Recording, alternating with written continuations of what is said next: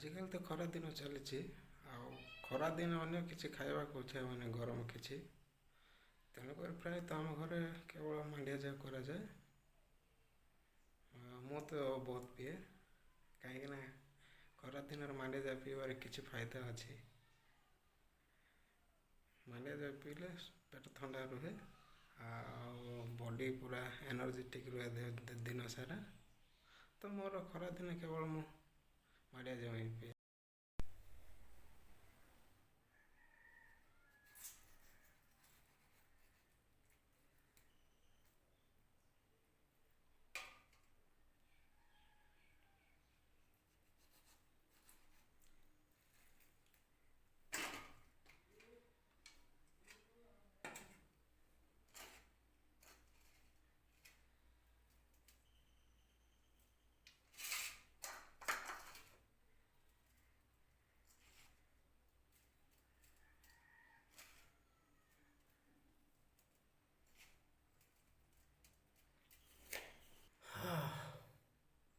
ତ ଏଇଟା ହେଉଛି ଆମ୍ବ ହେଲା ଆଉ ଏଇଟା ହେଉଛି ମାଣ୍ଡିଆ ଯାଉ।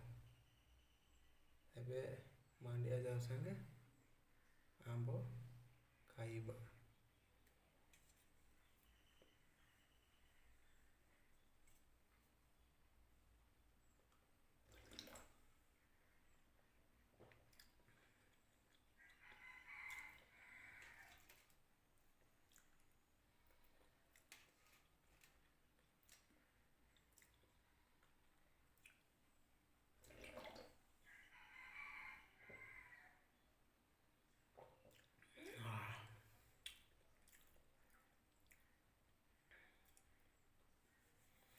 ଖରାଦିନେ ମାଣ୍ଡିଆ ଯାଉ ପିଇବାର ଗୋଟେ ମଜା ଗୋଟେ ଅଲଗା ଏକା।